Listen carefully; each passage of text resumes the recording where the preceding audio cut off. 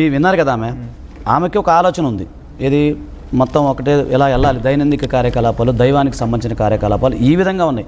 అంటే ఇతను సేమ్ ఇదే కాపీ పేస్ట్ కూడా మనం వర్షిని విషయంలో చూసుకోవచ్చు. వర్షిని కూడా వాళ్ళ నాన్నగారు వాళ్ళ అన్నయ్య కూడా ఇది సేమ్ ఇదే వర్షం చెప్పారు.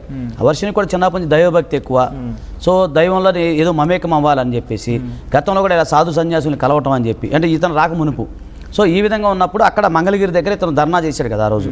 చేసినప్పుడు ఒంటి మీద బట్టలు లేవు. అప్పుడు అందరూ భయపడుతుంటే ఎవరు అన్నారంట కనీసం ఆయనకి క్లాత్ ఇవ్వండి అని చెప్పి.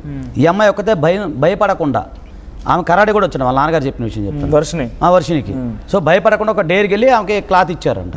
సో అప్పటి నుంచి జరిగింది. అంటే ఇతను ఎవరైతే ఈ యొక్క దైవిక సంబంధించిన విషయాలు, సామాజిక అంశాల పట్ల స్పృహ, అలాగే దైవానికి సంబంధించిన విషయాలు ఎవరైతే ఉంటారో వాళ్ళందరినీ ఈ విధంగా అట్రాక్ట్ చేయటం, వారిపైన లైంగికంగా దాడులకు పాల్పడటం. తన నుంచి ఆస్తుల విషయం అడుగుతాం. ఒకసారి డైరెక్ట్ ఫోన్ లైన్లో తీసుకోండి. ఏమంటారు? ఫోన్ లైన్లో తీసుకోండి. తనని ఏమంటారు? తన రాధిక ఫోన్ లైన్లో తీసుకోండి. తీసుకుంటాను. కాల్ చేయండి. చేస్తాను. శివరుద్ర స్వామి గారు చాలా క్లియర్గా డైరెక్ట్గా చేయండి, ఫోన్ చేయండి. ఎక్స్పోజ్ అవుతుంది. చివరిగా మనం కొన్ని విషయాలు మాట్లాడేంత కూడా. సో ఏంటి లీగల్ ఫైట్ ఏం చేయబోతున్నారు? మీరు చాలా స్ట్రిక్ట్గా ఉన్నారు. మీరు అఘోరి పైన ఏకంగా కాశీకి వెళ్ళి నేను ప్రెస్ నోట్ రిలీజ్ చేస్తాను మనం కూడా చెప్పుకొచ్చారు. ఏం ఇక్కడ దాకా వచ్చింది? వాట్సాప్ చేశాను కూడా. చేయండి ఒకసారి. వాట్సాప్లో వచ్చింది ఒకసారి. పీసీఆర్ నేను కాశీ నుంచి అఖాడా వాళ్ళు రిలీజ్ చేసినటువంటి ఒకటి నేను పంపిస్తున్నాను మీకు. సో ఏముంది అసలు, ఏం చెప్పారు వాళ్ళు? ఎల్లూరి శ్రీనివాస్ బ్రహ్మ విష్ణు పరమేశ్వరుడు అని చెప్పి అలా అలియాస్ ఎల్లూరి అని చెప్పేసి ఎల్లూరి శ్రీనివాస్ అని చెప్పి తిరగడం.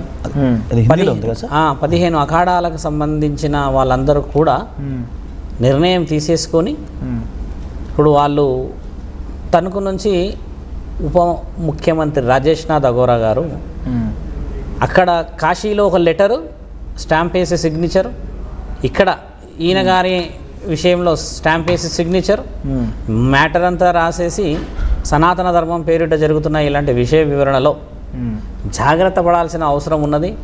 ఇది అఘోరాలకు సంబంధించినది, అఖాడాలకు సంబంధించిన విషయం ఎట్టి పరిస్థితుల్లో కాదు.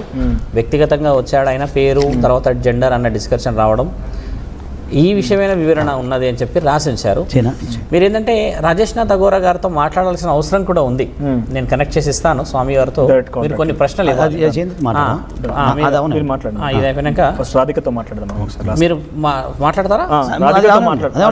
అది ఇల్లు ఇంటికి వెళ్తా ఉంటున్నారు. ఇంటికి వెళ్ళి మళ్ళీ ప్రశాంతంగా చేస్తా ఉంటారు, మాట్లాడుతూ అంటున్నారు.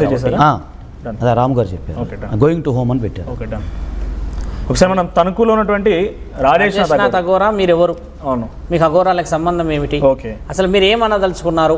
మీరు ఎందుకు బయటికి రాదలుచుకోలేదు? అసలు అఘోరాలు ఎలా ఉంటారు అన్న విషయాలు మీరు మాట్లాడితే ఒక స్పష్టత రావాలి.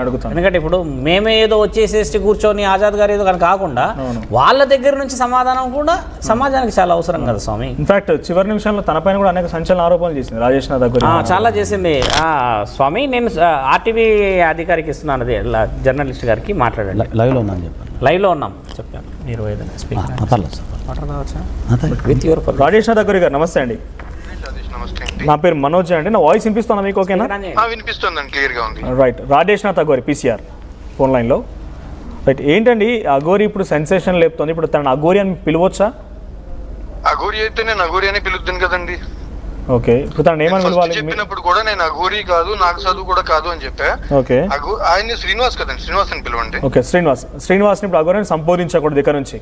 అఘోరి అంటే ఎలా ఉంటుందంటే 3 పంతులు ఉంటాయి, కీనారాం పంతి, దక్షిణ పంతి, వామపంతి. ఏమండి, దక్షిణ పంతిలో నాది ఎవరైతే నాథ్ సాంప్రదాయాన్ని ఫాలో అవుతారో వాళ్ళందరూ ఉంటారు. ఆ అఖాడాకి సంబంధించి నేను ఉపాధ్యక్ష అండి. ఓకే, మా అధ్యక్షుల వారు ఆదిశనాథ్ జీ అఘోరి గుజరాత్ లో ఉంటారండి, కేడి బ్రహ్మలో. ఓకే, మా ఉజ్జయిన్ బేస్ చేసుకుని మొత్తం మేము ఇది చేస్తూ ఉంటాం భారతదేశం అంతా కూడా. ఓకే, ఏమండి అఘోరి సాంప్రదాయంలో ఎవరున్నా మాకు తెలుస్తుంది కదా. నేను ఇక్కడ గురు పరంపర ఉంటుందని మాకు ఫస్ట్. ఇప్పుడు నేను అఘోరి అని చెప్పుకోవాలంటే గురు పరంపర ఉంటుంది. ఇప్పుడు మా గురువు గారు ఆదేశ్నాథ్ జీ అఘోరి, వాళ్ళ గురువు గారు ప్రేమ్నాథ్ జీ, వాళ్ళ గురువు గారు రామ్నాథ్ జీ, ఇలా చెప్పాలండి. అడుగుతారు మమ్మల్ని క్వశ్చన్ ఎక్కడికి వెళ్ళినా కూడా. ఓకే, మీరు ఏ సాంప్రదాయం, ఏ పంత్ అంటే మాది నటేశ్వరి పంత్, ఇవన్నీ చెప్పకపోతే అఘోరి ఎలా అవుతాడు? ఓకే, ఇవేమీ లేకుండా అఘోరి అని చెప్పి నేను అనేస్తే అయిపోతుందండి. ఎందుకంటే ముఖ్యంగా చెప్తున్నానండి, నేను అసలు ఇప్పటిదాకా టీవీలోకి రాకపోవడానికి, ఫోన్లు చేసినా ఎత్తకపోవడానికి కారణం ఏంటంటే ఆ శ్రీనివాస్ ఏదో మాట్లాడిన వెంటనే నేను మామూలు బట్టలు ఒకటి అండి, మా దాంట్లో మా సాంప్రదాయంలో ఖచ్చితంగా ఇలాగే ఉండాలని రూల్ ఉండదు. అంటే తప్పు చేయకూడదు, ఖచ్చితమైన సాధన చేయాలి. రాజేష్నాథ్ అఘోరి మామూలు బట్టలు ఒక్కొక్కసారి వేసుకుంటాం. ఓకే. ఇదండి ఎవరో పిల్లలు తీసుకొస్తారు, వేసుకుని చూపించమంటారు. ఆ వేసుకున్న ఫోటోలు చూపించి రాసలేదు అంటే అర్థం ఏమైనా ఉందండి? దాని రాసలేదని హెడ్డింగ్ పెట్టి మీ టీవీలో కూడా చూపించారు.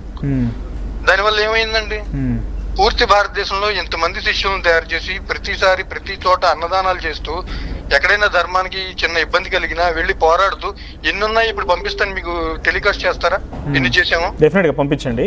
నేను ఏమంటున్నా అంటే ఇప్పుడు శ్రీనివాస్ గా చెప్పబడుతున్నటువంటి ఈ వ్యక్తి రాసలేదని వేస్తే జనాలు ఏమనుకుంటారు? అంటే శ్రీనివాస్ గా చెప్పబడుతున్న ఈ వ్యక్తి అఘోరగా వేషం వేసుకొని తిరుగుతున్నాడు కదా, అంటే ఏంటి? అఘోరి అయితే మా అఖాడాలకు సంబంధించి ఎక్కడ ఈ అఘోర అఖాడా కాదండి, కేనారాం పంతి కాదు, అతను మా అఖాడాలో లేడు. నాగసాధు అంటే ఏంటంటేనండి, ఆదిశంకరాచార్య హైందవ ధర్మ పరిరక్షణ కోసం ఏర్పాటు చేయబడ్డ సైన్యం. ఓకే. వాళ్ళు నాగసాధు అవ్వాలంటే వెళ్ళి గురు శుశ్రూష 12 సంవత్సరాలు చేయాలి. ఓకే. చేసిన తర్వాత తన అంగాన్ని కర్రకి చుట్టి ధ్వజ కింద తెగ్గొస్తారండి, నరాలను తింపి పనిచేయకుండా చేస్తారు. ఓకే. చేసిన తర్వాత కర్మకాండలు జరిపించి నాగసాధువుగా తీసుకున్న తర్వాత వాళ్ళు బయటికి రారు. ఎప్పుడు అఘోరు నగ్నంగా ఉండడు. సాధనా సమయాల్లో శ్మశానాల్లో కూడా ఖచ్చితంగా లంగోట్ కట్టుకుని ఉంటాడు. అదే నగ్నంగా ఇప్పుడు అఘోరు తిరగడు. నాగసాధువులు ఇప్పుడు రోడ్డు మీకు వస్తారు, వాళ్ళు కూడా కాషాయం కట్టుకుని ఉంటారు. ఇప్పుడు జూనా అఖాడాకి వెళ్ళండి కాషాయం కట్టుకునే ఉంటారు, దిగంబర అఖాడాకి వెళ్ళండి కాషాయం కట్టుకునే ఉంటారు. అంటే ఏంటి శ్రీనివాస్ ఎక్కడి నుంచి వచ్చినట్టు? మరి శ్రీనివాస్ ఏంటి తెలుగు రాష్ట్రాల్లో కాదు నార్త్ ఇండియాలో తిరుగుతున్నారు ఆయన? శ్రీనివాస్ ఈ మీడియా సోషల్ మీడియా నుంచి వచ్చినట్టు అండి. ఓకే. ఆయనకు అసలు ఎటువంటి సాధన లేదు, ఏమీ లేదు. ఒకటండి, ఉంటే అఘోర్ అనేవాడికి ఖచ్చితంగా నాడి ఉంటుంది. మెడలో ఉందా? లేదు. ఏమండి, నాడి మంత్రి చెప్పాలి వచ్చా, గురు మంత్రి చెప్పాలి వచ్చా, కానిఫాన్ గాయత్రి చెప్పాలి వచ్చా, స్నానం చేయాలంటే అలీల్ గాయత్రి చెప్పాలి వచ్చా, కూర్చోవాలంటే బయటనేక మంత్రి ఉంటుందండి, నల్ల బట్టలు కట్టుకోవాలంటే కాలకపడపై ఎన్నిక మంత్రి ఉంటుంది, నాడి వేసుకోవాలంటే నాథ్ జనీవు మంత్రి ఉంటుంది. ఏమొచ్చండి అతనికి? ఓకే. అతను నాకు వ్యక్తిగతంగా శత్రువేం కాదు. నేను ఫస్ట్ చెప్పాను ఫేస్బుక్ లో, ఇతను అఘోర్ కాదు, నాకు చదువు కాదు, ధర్మం కోసం పోరాడుతున్నాడు కాబట్టి అలా పోరాడితే నేను సపోర్ట్ చేస్తానని చెప్పి అప్పుడు వెంటనే నా దగ్గరికి వచ్చాడు. పాద పూజ నాడు తర్వాత వచ్చాడు. ఇక్కడ ఇన్ని భోజనాలు జరుగుతున్నాయి కదా అని ఒక 96,000 ఎంతో అక్కడ పెట్టాడు. తర్వాత నేను అప్పించానని చెప్పి నా మీద పెద్ద ఇది చేసిన అంటే వెంటనే ₹1,00,000 పంపించాను. నేను ₹1,00,000 అన్నాడని చెప్పి నా మీద ఏవేవో బోల్డ్ చెప్పేశాడు. ₹1,00,000 ఇవ్వాలన్నాడు ఎవరికో. వాళ్ళు అడగరండి, వాళ్ళు వచ్చి అడుగుతారు కదా. ఎక్కడి నుంచి వస్తున్నాయి మరి ఇప్పుడు ఈ శ్రీనివాస్ గా పడుతున్న వ్యక్తికి ఎక్కడి నుంచి వస్తున్నాయి డబ్బులన్నీ? నాకు ఇప్పుడు ఏదైతే మోకిళ్లలో కేసు పెట్టారో ఆ తల్లి కూడా నాతో మాట్లాడిందండి. ఇలా అబద్ధాలు చెప్పి ఉజ్జయిని తీసుకెళ్లి డబ్బులు దొబ్బి నెక్స్ట్ మళ్ళీ ఇంకొక 5 లక్షలు అడిగారండి, ఇలా ఇచ్చేసారండి అని చెప్పి ఆవిడ కూడా, ఆ తల్లి కూడా మాట్లాడింది. నేను వెంటనే, ఎందుకంటే మన కోర్టులు ఉన్నాయి, పోలీసులు ఉన్నారు కదమ్మా, ఆశ్రయించండి అని చెప్పి ఆవిడ కేసు ఆల్రెడీ పెట్టానండి అని చెప్పి చెప్పింది. ఓకే. అదండి. సో ఇప్పుడు శ్రీనివాస్ గతంలో మీ దగ్గర కూడా వచ్చారు కదా, మీ పైన కూడా అనేక ఆరోపణలు చేశారు. నేను చెప్పింది ఏంటంటే బట్టలు కట్టుకుని తిరగాలమ్మా, అఘోరి అని చెప్తున్నావు, నాగసాధు అని చెప్తున్నావు, నువ్వు ఈ రెండు కాదు. కానీ ఈ ఇద్దరు ఇలా తిరగరు సమాజంలో. అఘోరి అంటే భయాన్ని పోగొట్టేవాడు కానీ భయపెట్టేవాడు కాదు. అంతే కదండి. గతంలో మీ దగ్గర కూడా వచ్చాడు కదా, అప్పుడు అనేక ఆరోపణలు మీ పైన కూడా చేశాడు. ఏకంగా నాకు తెలిసి వర్షిని కూడా మీ దగ్గర శిష్యరికం కోసం వచ్చినట్టుంది. ఇప్పుడు అమ్మాయి చాలా కాలం ఉంది, ఒక 5-6 నెలలు నా దగ్గరే ఉంది.